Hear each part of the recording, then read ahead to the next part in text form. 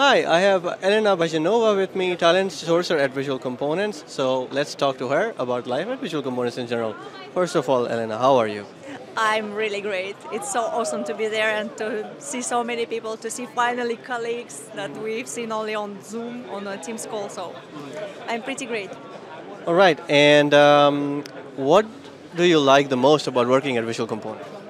I like opportunities to have an impact because we are at this stage of the life cycle of the company where everything that you do make impact immediately and you see results. This is pretty awesome.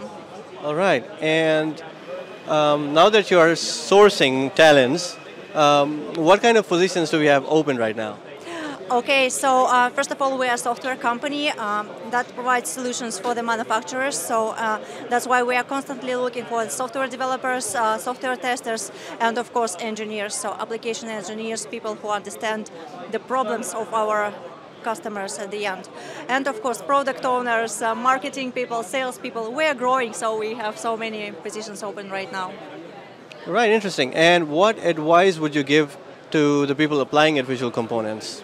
Just apply. So truly, I'm going through all the applications myself, and I try to contact people as soon as possible. So I do hope that we will have more applications, and we are waiting for great candidates.